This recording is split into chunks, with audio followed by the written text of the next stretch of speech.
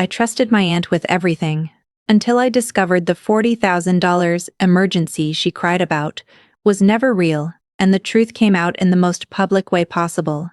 Disclaimer: this is a fictional story created for entertainment and educational purposes only. Any resemblance to real persons or events is purely coincidental. My family always looked like the kind of family people would admire from a distance. On the surface, everything felt warm, stable, and put together. There were always pictures being taken at gatherings, always someone laughing loudly in the background, and always a reason to celebrate something. Birthdays, anniversaries, small achievements, even random dinners were turned into big events. From the outside, it seemed like we were deeply connected, like nothing could break us apart. But living inside that picture was very different from looking at it. I grew up believing that family meant trust first, questions later. Especially when it came to elders, you were expected to listen, respect, and not doubt their intentions. My Aunt Maya was one of those people everyone respected without hesitation. She had a way of speaking that made people stop and listen. She knew how to sound emotional at the right moments, how to make her eyes look watery when telling a story, and how to shift the mood of a room with just her tone. People called her caring, selfless, and strong. I also believed that for a long time. Whenever she entered a room, attention naturally moved toward her. She didn't even have to try. She would ask about everyone's life in a soft voice, remember small details, and make people feel special. I used to think that was just her personality. Later I realized it was something else entirely. But back then, I saw her as the glue of the family. Someone who kept everyone together. Even my parents respected her deeply, and often referred to her as the responsible one in difficult situations. That label gave her more trust than most people ever get. As a child and even into my early adult life, I never questioned anything she said. If she needed help, I helped. If she asked for advice, I gave it. If she shared a problem, I listened without hesitation. There was always this unspoken belief that family members don't calculate things with each other. You don't think about money, you think about support. That mindset stayed with me longer than it should have. What I didn't notice at the time was how carefully she controlled situations. She never rushed her requests. She would first build emotional connection, then slowly introduce her problem. It was never direct. It always started with stress, then worry, then fear. By the time she reached the actual request, it already felt like refusing would make me a bad person. I didn't understand that pattern then. I just thought she was going through difficult phases in life. The day I later remembered as the beginning of everything felt completely normal at first. There was nothing unusual in the way she spoke to me. She had called me in the evening, her voice softer than usual, slightly shaky.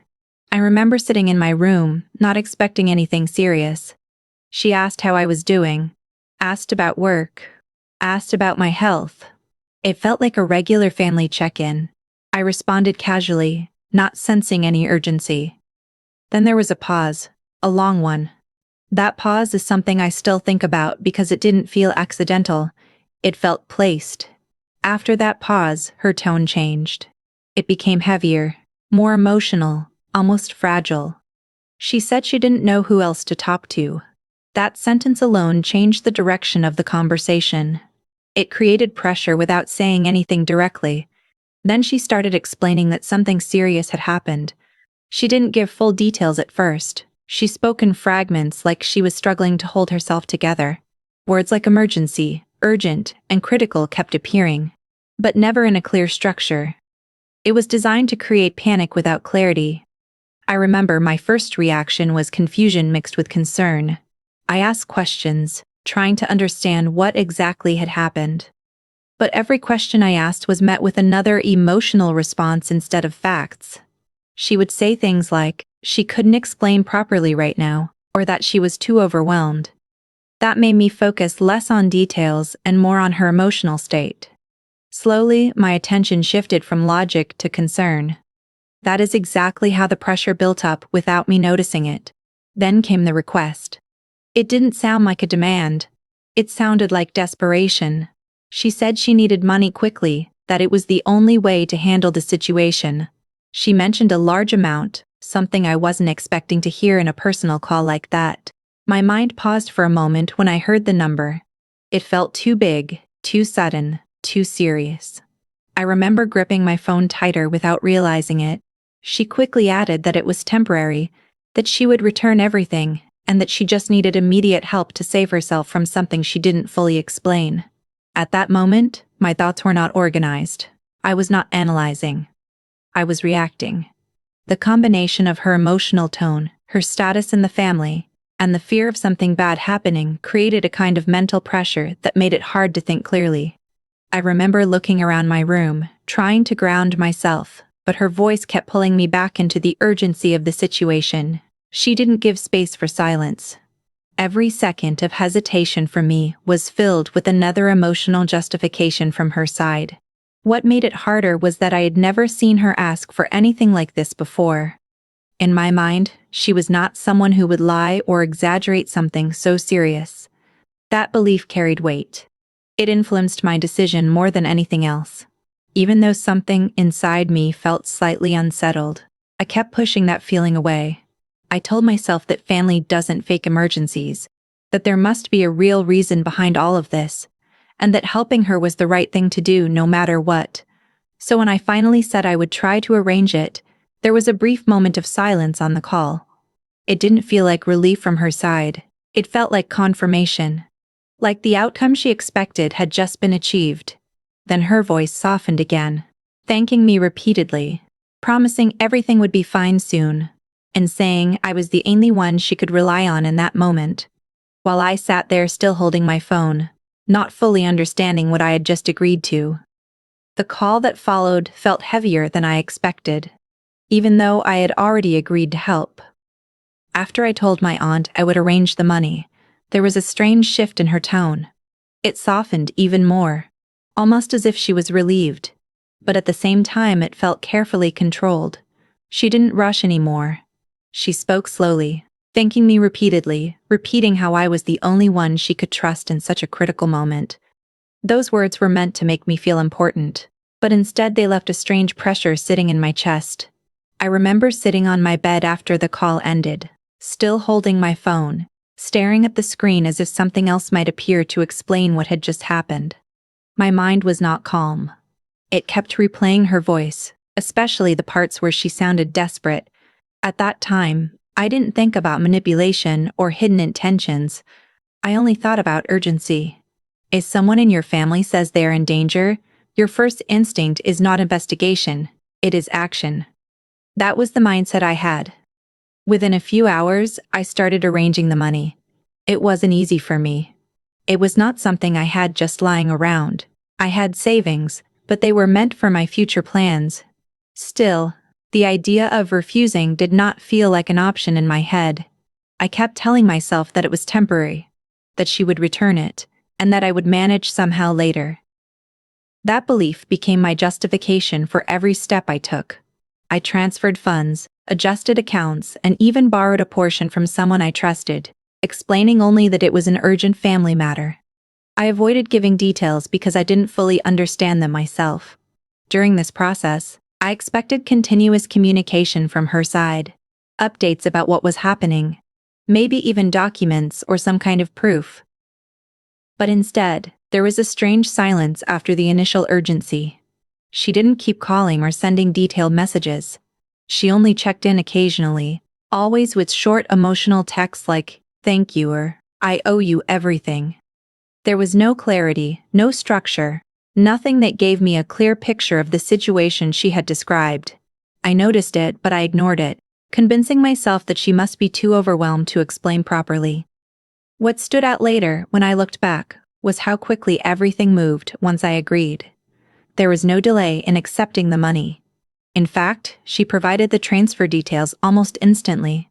At that time, I interpreted it as efficiency during crisis, but later it felt different, almost too prepared. It was as if the situation had already been organized before I even said yes. I didn't question it then because I didn't want to slow things down or seem doubtful. The fear of being seen as unsupportive was stronger than my curiosity. After the transfer was completed, I expected at least some kind of follow-up about the emergency itself. A hospital name, a doctor, a location, anything that could ground the story in reality. But what I received instead were emotional messages. She said she was too stressed to talk about details, that she would explain everything later when things settled. Again, I accepted it. At that moment, emotional closure felt more important than factual clarity. I believed her distress justified the lack of information. Days passed, and I started noticing small inconsistencies. When I casually asked about her situation, she would change the topic or give vague answers. Sometimes she would say she was resting. Other times she would mention being busy handling paperwork. The explanations kept shifting, never aligning into a clear narrative. I told myself not to pressure her because she had already been through something serious. But internally, a small sense of discomfort began to grow. What made it more complicated was how normal she appeared in family settings. At gatherings, she behaved completely fine. She laughed, joked, and interacted like nothing unusual had happened. There was no visible stress, no signs of recent crisis. People around her treated her the same way they always had, with respect and warmth. That contrast between her earlier emotional urgency and her current normal behavior started to create a quiet confusion inside me. I tried to rationalize it by thinking maybe she had recovered quickly, or maybe she didn't want to bring negativity into social situations. But even those explanations felt slightly forced. Still, I pushed those doubts aside, because I didn't want to believe I had misread something so serious. It is difficult to accept that your own judgment might have been influenced, especially when it involves someone you trust deeply. At this stage, I had already mentally labeled the situation as resolved. The money was gone from my account. The emergency was supposedly handled, and life around me continued as usual. But the absence of clear closure kept a small thread of uncertainty alive in my mind. I didn't yet know that this was only the beginning of a much deeper pattern, and that what I had experienced was not an isolated request, but part of something much more calculated than I could have imagined. At first, I tried to convince myself that everything was normal. After sending the money, I kept waiting for things to return to how they were before. I assumed that once the emergency passed, my aunt would explain everything properly, maybe even show some gratitude in a more meaningful way than just short messages. But days turned into weeks, and the situation never developed in the way I expected. Instead, it slowly started to feel more distant, like a story that had been told but never completed. I began noticing that she avoided any direct conversation about the matter. Whenever I brought it up casually, she would either change the subject or respond in a way that made it seem like I was being insensitive for even asking. Sometimes she would say things like, she was still recovering from stress, or that she didn't want to relive that difficult time. I tried to respect that, but at the same time, it left me stuck in a confusing position where I couldn't ask questions without feeling guilty.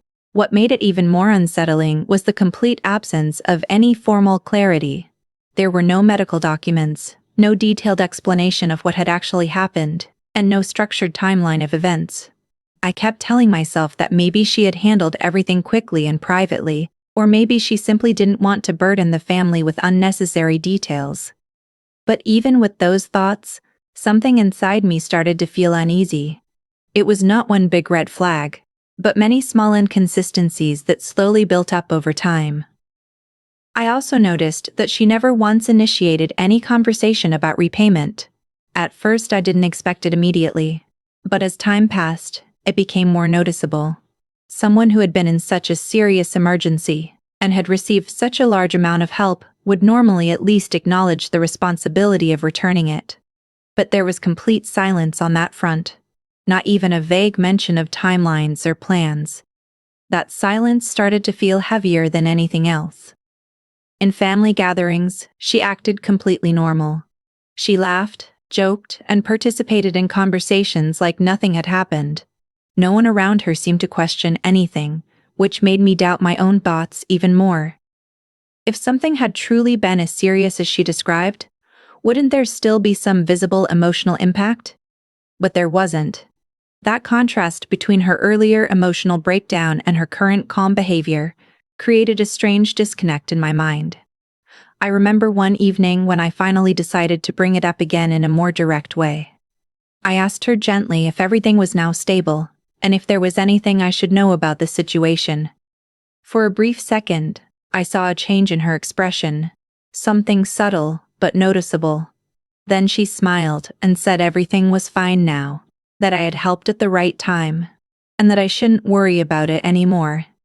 The way she said it sounded final, almost like she was closing a door I was still standing in front of. That response didn't give me peace. Instead, it increased my confusion. Because in my mind, if someone receives such a large amount of help during a crisis, there is usually some form of transparency afterward. But here, everything was being closed off too quickly, too neatly, without any natural continuation. I started replaying the original conversation in my head again and again, trying to find anything I might have misunderstood or missed. Slowly, I also began paying attention to small patterns I had ignored before. The way she framed her problems, how she always positioned herself as someone constantly under pressure, and how every emotional story eventually led to some kind of financial request, even if indirectly. At the time, I had dismissed those as coincidences or family dynamics, but now, they started forming a pattern I couldn't unsee. Still, I didn't want to jump to conclusions. It is difficult to question someone who has always been seen as trustworthy in the family. I kept thinking maybe I was overthinking. Maybe I was becoming suspicious without reason. That internal conflict stayed with me for days. On one side, there was the version of her I had always known, the respected, caring aunt everyone relied on. On the other side, there was the version of events that didn't fully make sense no matter how I tried to interpret them. The emotional weight of that uncertainty started affecting me more than I expected. I became quieter in conversations, more observant, less willing to accept things at face value. Every time her name came up, I felt a mix of discomfort and hesitation. I didn't yet have proof of anything wrong, but I also didn't have closure, and that space in between truth and doubt is often the most mentally exhausting place to be. What I didn't realize at that time was that my doubt was not going to disappear on its own. Instead, it was slowly pushing me toward noticing things I had been blind to before, things that would eventually lead me to question not just that one incident, but everything I thought I understood about her intentions. I didn't start investigating on purpose. It began in the most ordinary way, without me even realizing it would change how I saw everything. It was a normal evening at a small family gathering at my cousin's house. People were moving between rooms, kitchen noises in the background, conversations overlapping, and that familiar mix of laughter and gossip that always filled such spaces. I was sitting slightly away from the main group, half listening, half scrolling on my phone, not really involved in anything serious. That's when I overheard it. At first, it was just fragments of a conversation between two relatives I wasn't even focusing on. One of them mentioned my aunt's name casually, the way people do when they are discussing family updates. I wasn't paying attention until I heard something that made me pause. It wasn't loud or dramatic. It was just a simple sentence, spoken in a normal tone. But it carried something that didn't match the version of events I had been told. They were talking about how my aunt had been through something similar before. That phrase caught my attention. Similar before. I remember slowly lowering my phone, pretending not to listen while my focus completely shifted toward their conversation. One of them laughed slightly and said something like, "She always ends up in some crisis, doesn't she?" The other person responded in agreement, mentioning how there had been other situations in the past where she had needed urgent help. My first reaction was confusion, not suspicion. I assumed they might be exaggerating or misunderstanding old family stories. But then I heard something more specific. They mentioned that she had once asked for financial help in another emergency involving a different issue. Something about another relative stepping in to assist her at that time as well.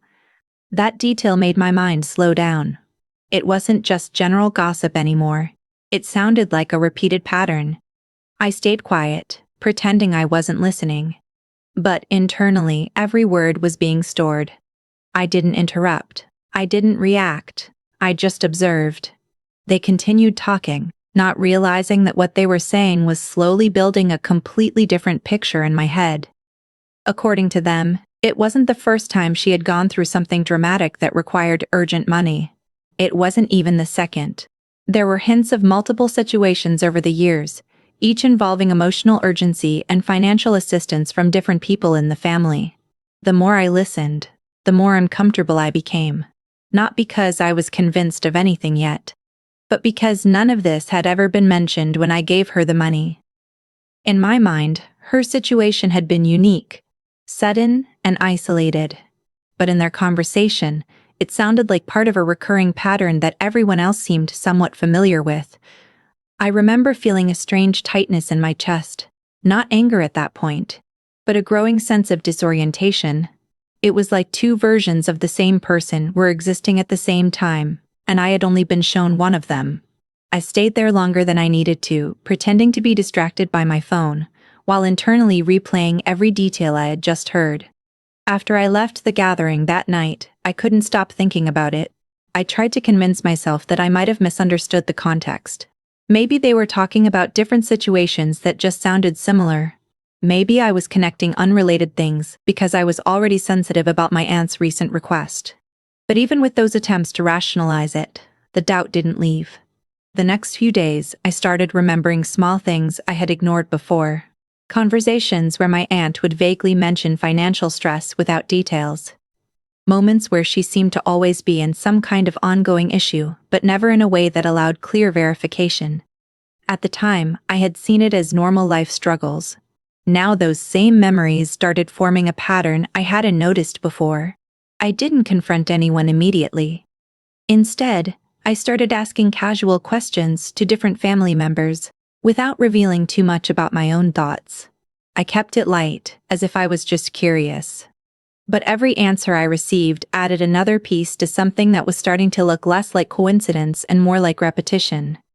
People didn't always agree on details, but they all seemed to agree on one thing: that my aunt often found herself in situations where urgent help was needed, and somehow those situations always involved money being transferred or borrowed.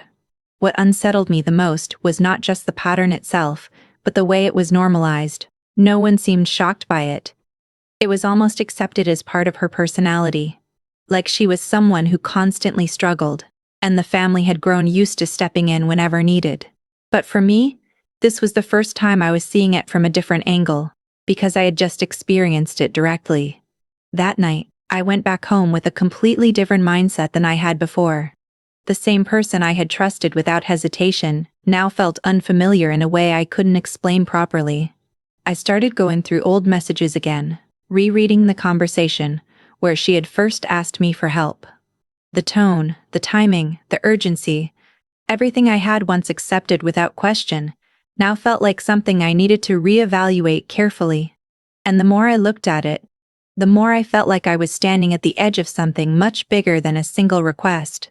Something that was still unfolding in ways I had not yet fully understood. After that night, I couldn't go back to thinking the same way I used to. After that night, I couldn't go back to thinking the same way I used to. The conversation I overheard kept replaying in my mind, not as a clear statement, but as scattered fragments that refused to settle. I tried to act normal during the day, but every quiet moment brought those words back. Similar before. Different emergencies. Other people helped her.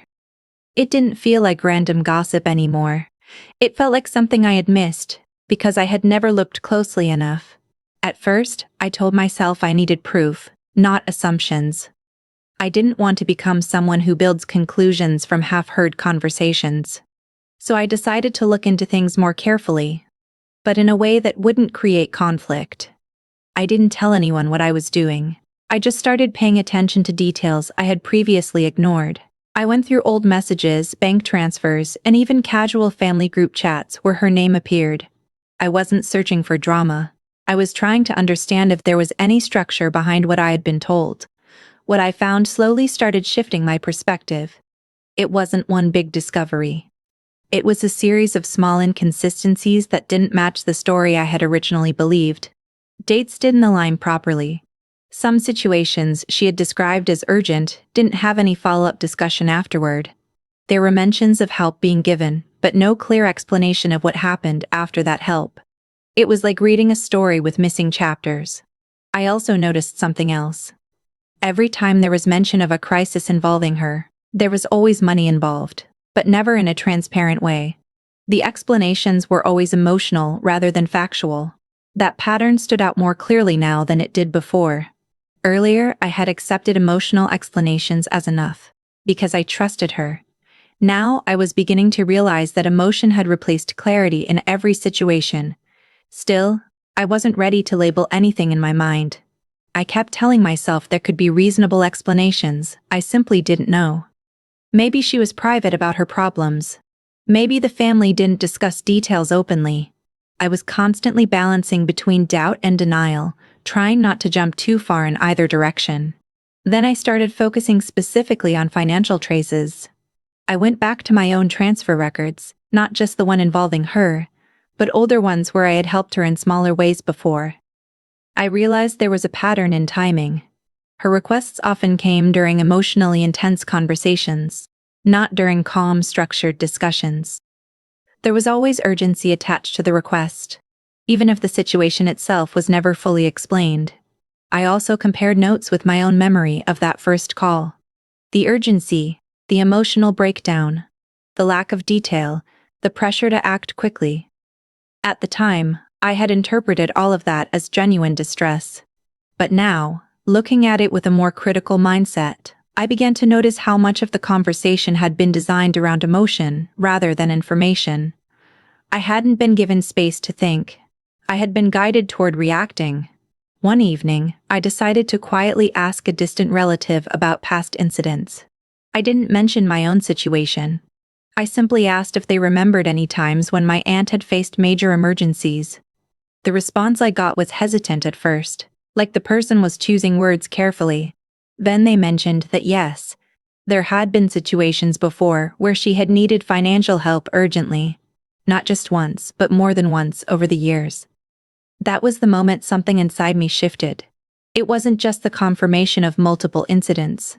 It was the tone in which it was said, like it was something already known but not often discussed openly.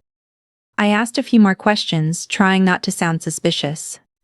The answers remained vague but consistent in one thing: urgency and money were often linked to her situations. The more I learned, the more uncomfortable I became, not because I had absolute proof of anything yet, but because the uncertainty itself was becoming heavier. I started questioning my own judgment. How had I missed this pattern before? Was I too trusting, or had I simply been placed in situations where questioning felt inappropriate? I also began noticing how differently people responded when her name came up. Some were supportive, others were quietly skeptical, but almost everyone had some memory of her being in a difficult situation that required help. It wasn't one single unified story, but it wasn't random either. It felt like fragments of a repeated behavior that everyone had experienced in their own way. At the same time, I didn't want to rush into labeling her intentions. I kept reminding myself that patterns don't always mean intent. Life can be complicated, and people can genuinely go through repeated hardships. But the problem was not just the pattern itself. It was the lack of clarity in every single instance. Nothing was ever fully explained. Everything ended in emotion, not resolution. As I kept gathering small pieces of information, I realized I was no longer just thinking about that one $40,000 request. I was now questioning the entire framework of trust I had built around her.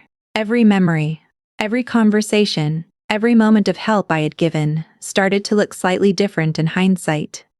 Not because I had new facts for everything, but because I now had enough inconsistency to question the narrative I had once accepted without hesitation.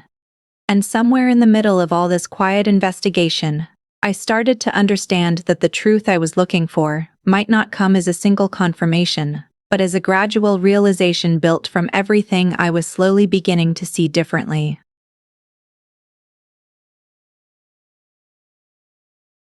At some point during my search, I stopped feeling like I was looking for answers, and started feeling like I was uncovering layers of something I had never been allowed to see clearly before. The more I connected small details, the more a disturbing thought began forming in my mind. It wasn't just about one incident anymore. It felt like there was a structure behind everything, something consistent and repeated, even if it had been hidden in plain sight. What I had always known about my aunt was the version she showed in public. The emotional, caring, always struggling relative who somehow managed to stay strong despite constant hardships. That was the image everyone respected. But now, as I began to reevaluate every interaction I had with her, I started noticing that this image had very specific patterns attached to it. It wasn't random. It followed a certain emotional cycle that always seemed to end the same way. Every story she shared about her struggles had 3 stages. First came the emotional opening, where she would sound stressed or overwhelmed. Then came the escalation, where the situation would suddenly become urgent or serious. And finally came the resolution, where help was received and the topic was quietly dropped without clear explanation. I had seen this pattern in my own experience, but now I was realizing it might not have started with me.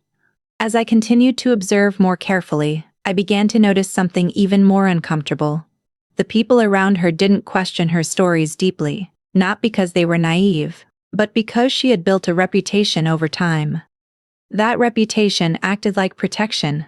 When someone is seen as emotionally vulnerable or constantly struggling, people tend to hesitate before doubting them. My aunt had mastered that space. She didn't just ask for help. She positioned herself in a way that made refusing feel almost impossible. I started thinking about all the times she had been described as unlucky or always going through something. Those words had always sounded sympathetic before. Now they felt like part of a narrative that had been reinforced over years. If someone is always seen as someone in crisis, then every new crisis feels believable by default, even without proof. I also began reflecting on how she interacted with different people individually. She never used the same exact story twice, but the emotional structure remained identical. One person would hear about a medical emergency, another would hear about a financial disaster, someone else might hear about family issues. The details changed depending on the listener, but the emotional impact stayed consistent. At the time, I had never compared those stories side by side. Now, in hindsight, the variations looked intentional rather than accidental. The most difficult part of this realization was accepting that I had participated in that system without questioning it. I had responded emotionally, not critically. When she called me, I didn't ask for verification because I didn't think I needed to. I assumed honesty because of trust, and that assumption shaped every decision I made. Now I was starting to see how that trust had been positioned and used in a way I hadn't recognized before. As I dug deeper into past conversations within the family, I also noticed something else. There were moments where people would hint at previous situations involving her, but those hints were always vague. No one ever laid out a complete timeline. It was as if everyone had fragments of the truth, but no one had ever connected them. And because no one questioned those fragments, the bigger picture remained hidden. The idea that started forming in my mind was uncomfortable, so I resisted it at first. I told myself I might be exaggerating patterns that weren't actually connected. I tried to separate emotion from observation, but every time I did that, I kept returning to the same conclusion. There was consistency in behavior, even if the details changed. I also realized something about my own response. I had been trained by family culture to avoid confrontation, especially with elders. That made it easier for someone like her to operate in a space where questions were rare. It wasn't just about her actions, it was also about the environment that made those actions difficult to challenge. Trust was assumed, not verified. That assumption had consequences I was only now beginning to understand. At this stage, I wasn't yet ready to call it deception in my mind. That word felt too final, too heavy. But I could no longer see it as random either. It existed in a middle space where things were organized enough to repeat, but hidden enough to avoid detection. And that realization made everything feel more complicated than simple right or wrong. What unsettled me most was not just what I was discovering about her, but what I was discovering about how easily emotional narratives can override logical questioning. I had seen urgency, I had seen distress, and I had responded accordingly. Now I was beginning to understand how those elements, when structured carefully, could shape decisions without obvious force. The more I thought about it, the more I felt like I was no longer just dealing with one financial incident. I was dealing with a pattern of behavior that I had only recently become aware of. And the deeper I went into it, the more it started to change how I understood every interaction I had ever had with her.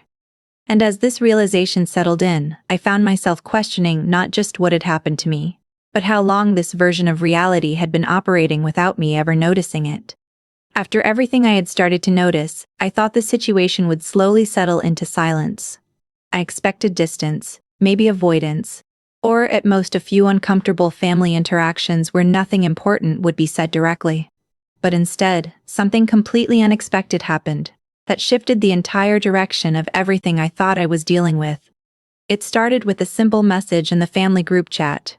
My aunt announced that she and her husband were going to celebrate their anniversary in a grand way. It wasn't just a small dinner or private gathering. She described it as a full event, something big enough to bring the whole family together. There would be decorations, food, music, photography, and what she called a celebration of love and unity.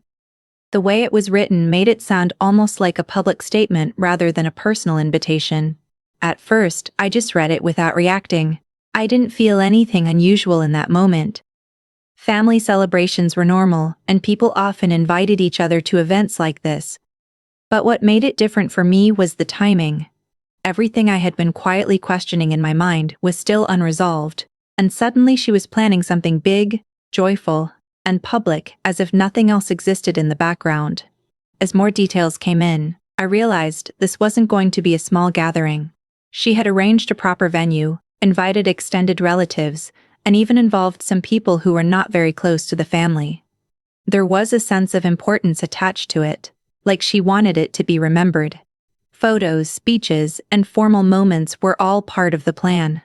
It felt more like an event designed for attention than a simple anniversary celebration.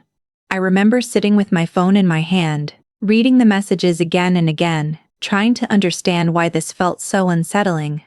On the surface, there was nothing wrong with celebrating a milestone, but internally, something about it didn't sit right with me. It was as if I was being invited into a space where everything would appear normal, while my own questions were still hanging unresolved in the background. Then came the final detail that changed everything for me. I was personally invited and not just casually. My name was mentioned specifically in a message sent directly to me later by her. She said she really wanted me there, that my presence would mean a lot to her, and that I was important to the family. The tone was warm, but for me, it felt complicated, because I knew that if I went, I would be entering a space where I was expected to smile, participate, and act like nothing was wrong. I didn't respond immediately. I needed time to think. My mind started running through different possibilities. Was this just a normal celebration, or was there something else behind it?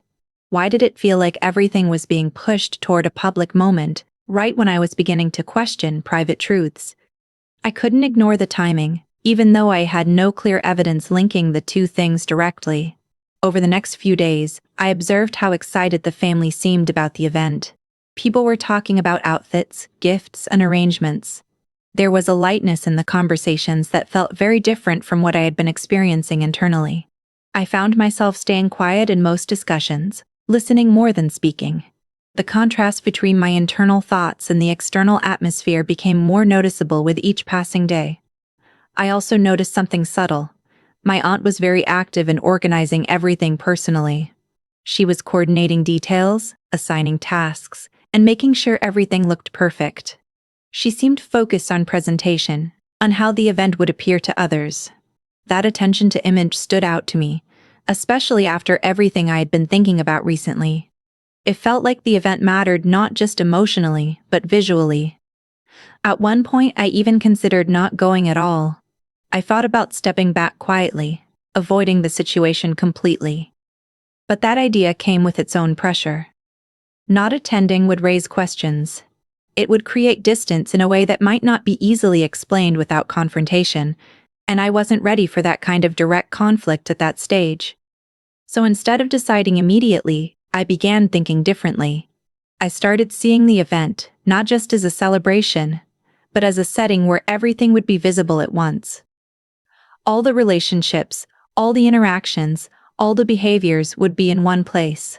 And for the first time, I felt like I might actually get a clearer understanding of how everything fit together, not through private conversations, but through observation in real time.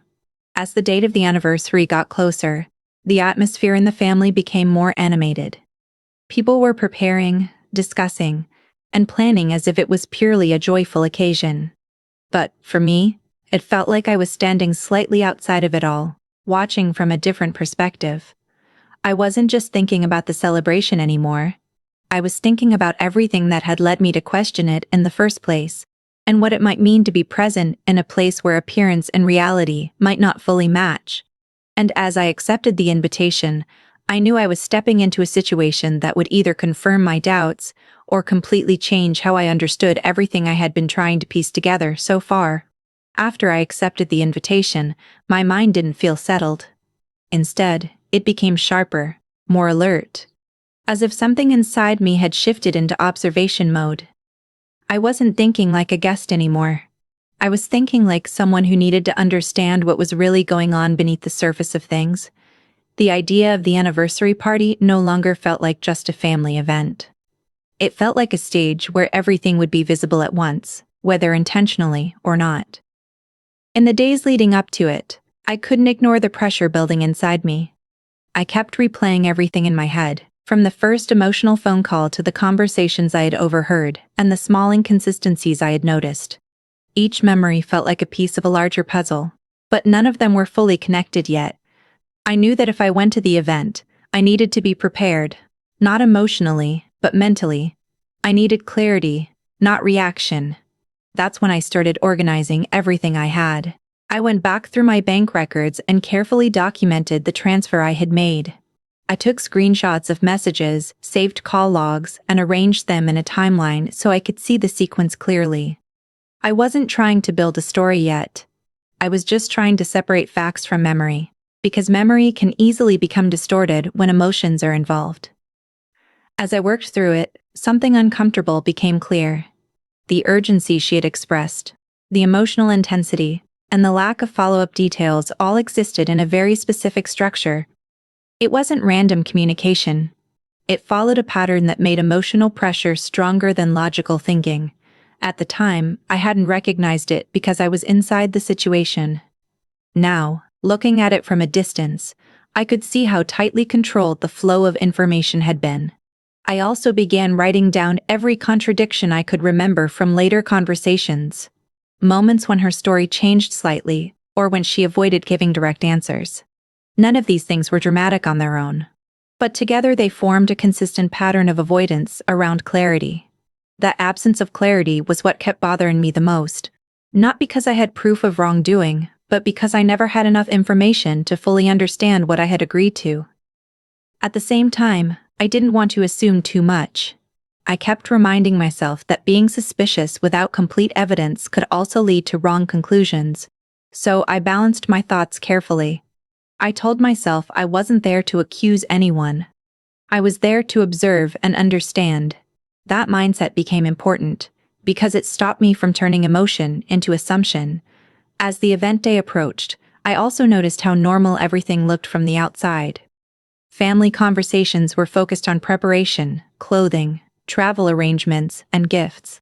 Nobody else seemed to be thinking in the direction I was. That contrast made me feel even more isolated in my thoughts. I wasn't sharing what I had discovered with anyone, and I didn't plan to. This was something I needed to understand on my own. A day before the event, I finally organized everything into a simple structure. Not for anyone else, but for myself. I separated facts from interpretations. Facts included the money transfer, the timing of the request, and the lack of documentation. Interpretations included my doubts about patterns and repeated behavior. Seeing them separated helped me stay grounded. It reminded me that while I had questions, I still didn't have complete answers. That night, I barely slept. My mind kept running through possible scenarios. I imagined how the event might unfold, how people would behave, and what I might notice that I had missed before. I wasn't expecting a confrontation. I was expecting clarity through observation. That became my only goal. On the morning of the anniversary, I prepared myself differently than I normally would for a family gathering. I wasn't focused on appearance or participation. I was focused on awareness. I made sure I had everything I needed with me, not physically, but mentally. I told myself I would not react immediately to anything. I would observe first, think later. Before leaving, I took one final look at everything I had documented. The messages, the transfer, the timeline.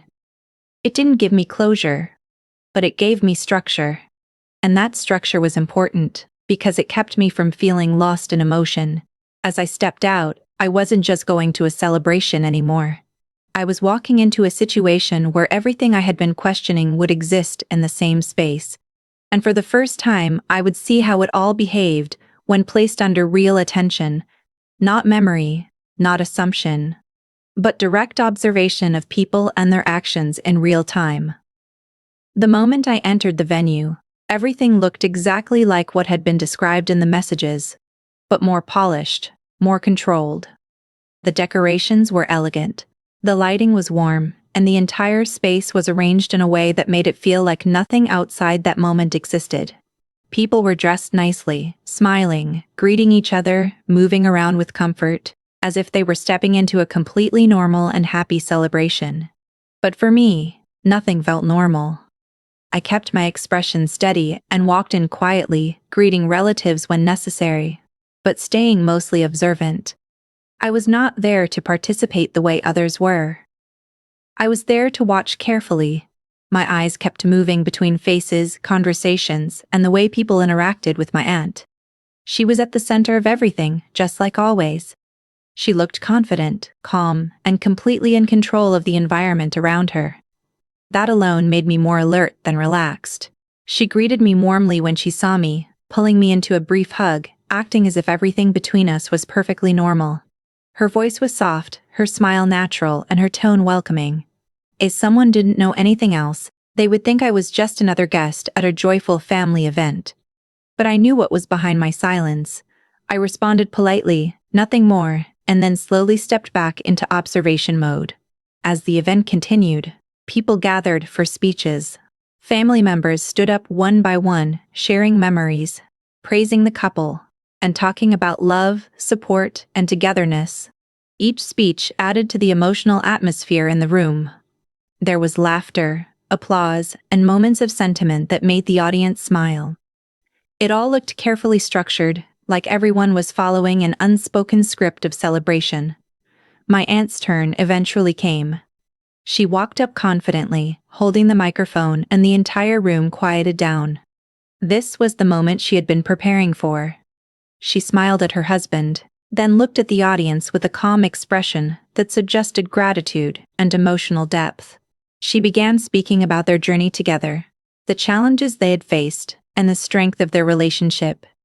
Her words were carefully chosen, emotional but controlled, designed to move people. As I listened, I found myself analyzing not just what she was saying, but how she was saying it. There was a rhythm to her speech, a structure that felt familiar. It was not just storytelling, it was presentation. Every emotional pause, every soft moment, every smile seemed placed at a specific point for effect. People around me were visibly touched. Some nodded, some smiled, some even looked emotional. The atmosphere was exactly what she wanted it to be. While everyone was focused on her speech, I remained still. I wasn't reacting the way others were. I was observing. I noticed how she subtly scanned the crowd while speaking, as if she was aware of how each line was being received. It wasn't just a speech to her. It was a performance with feedback in real time. After her speech ended, applause filled the room. She looked satisfied, not just emotionally, but in a way that suggested completion. Like a moment she had carefully planned had finally been executed. She returned to her seat, and people immediately surrounded her with compliments and praise. She received attention effortlessly, as she always did. I stayed slightly back from the center of activity, watching interactions instead of joining them. I noticed how people responded to her with a kind of automatic trust. They didn't question her narrative. They accepted it as it was presented. That part stood out to me more than anything else. It reminded me how easily perception can be shaped in a controlled environment. As the celebration continued, I moved around quietly, speaking only when necessary. I listened to conversations in different groups, paying attention to how people described her. Words like strong, resilient, and inspiring kept appearing. That was the version of her everyone believed in.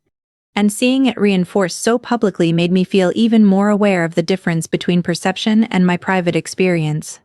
At one point, I noticed her glancing toward me from across the room. It was brief, but intentional. Not suspicious, but aware. Like she knew I was there, and she was also aware of how I was behaving differently from others. I didn't react. I simply looked away and continued observing the room. As time passed, the event maintained its energy. Music played, food was served, conversations flowed naturally. But internally, I was no longer seeing it as a celebration. I was seeing it as a structured environment, where every element contributed to a specific image. The more I observed, the more I realized how carefully everything had been arranged to maintain that image without disruption. There was no confrontation, no disruption, no obvious tension. Everything appeared stable. But inside my mind, I was processing everything differently. I was comparing behavior, tone, reactions, and presence. I wasn't looking for a moment of explosion or drama. I was looking for consistency, and what I was seeing was consistency in presentation, not necessarily in truth. And as I continued to stand there among people who saw only celebration, I felt like I was the only one noticing the difference between what was being shown and what I had quietly begun to understand underneath it all. When the room finally quieted down after the speeches and celebrations, there was a natural shift in atmosphere. People were relaxed, talking in smaller groups, enjoying food and music, unaware that anything beyond the event itself existed in someone's mind.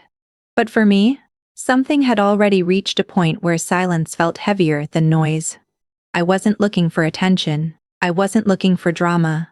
I was looking for truth to exist in the same space where everything else was being presented so perfectly. I waited until there was a natural pause in the program, not forced, not interrupting. I stood up slowly, not in anger, not in emotion, but with a calmness that surprised even me. At first, a few people noticed. Then gradually more eyes turned toward me. The room didn't become chaotic immediately. It became curious. My aunt noticed me almost instantly. Her expression didn't change much at first, but I could see a slight shift in her attention. She understood something was not following the expected script. I didn't raise my voice. I didn't accuse anyone in an aggressive way. I started by simply acknowledging the occasion, the celebration, and the effort that had gone into it. My tone was steady, almost respectful. That created a contrast that made people listen more carefully. Then I began speaking about something that didn't belong to the celebration at all. I mentioned the time when I had been contacted during a supposed emergency. I didn't dramatize it. I described it exactly as I remembered it. The late-night call, the emotional pressure, the urgency, and the request for a large sum of money. As I spoke, the room's energy slowly changed. It wasn't loud, but it was noticeable. People who were previously relaxed began to shift in their seats. Conversation stopped. Attention focused fully on what I was saying. I continued by explaining that after that moment, I had expected clarity, some form of explanation or follow-up, but instead I had received silence and avoidance whenever I tried to understand what had actually happened. I made sure my words stayed factual. I didn't add assumptions. I didn't raise accusations beyond what I had personally experienced. That was important to me, because I didn't want emotion to take over what I was trying to express. As I spoke, I could see reactions forming across the room. Some people looked confused, others uncomfortable, and a few visibly surprised. My aunt remained seated, but her posture changed slightly. She was still composed on the surface, but her attention was fully locked on me now. The atmosphere that had been warm and celebratory just moments before was now heavy with uncertainty. I then mentioned something I had quietly discovered over time, without going into excessive detail. I referred to inconsistencies, repeated patterns of urgent financial requests within the family context, and the lack of clear explanations that followed those situations. I didn't name every detail or every instance. I didn't need to. Even the way I spoke made it clear that this was not a sudden accusation but something that had been building internally for a while. At that point, the room was completely silent. No background conversations, no distractions. Everyone was listening. I could feel the weight of attention, but I didn't stop. I finished what I had to say by explaining that I had needed to understand what really happened, not just accept emotional explanations without clarity. My voice stayed steady the entire time.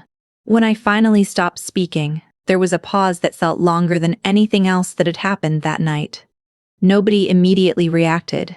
It was as if people were processing what they had just heard, trying to reconcile it with the image they had been shown throughout the evening. My aunt finally stood up slowly. Her expression was controlled, but I could see that she was carefully choosing her response.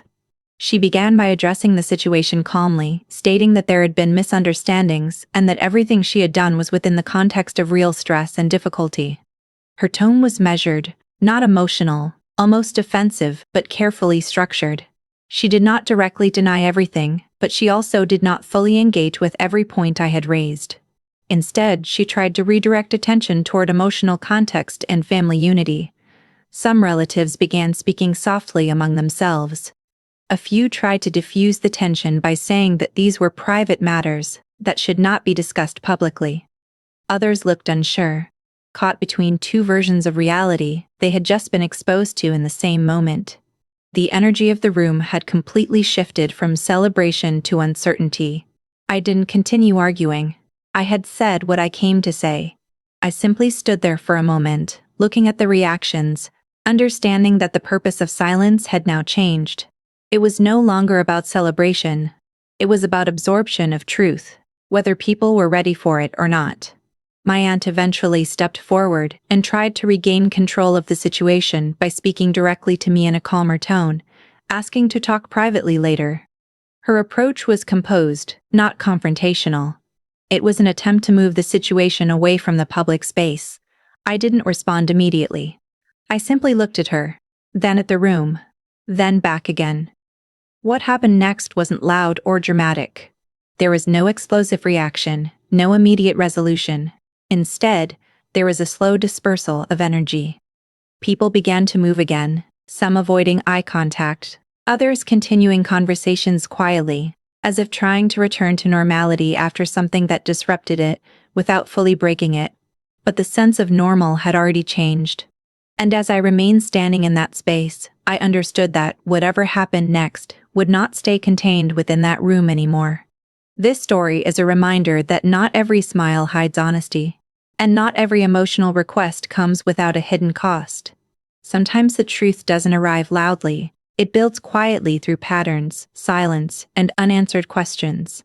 In a world where trust is often given faster than it is earned, it becomes important to look beyond emotion and observe consistency in actions, not just words. When something feels unclear, time has a way of revealing what urgency tries to hide.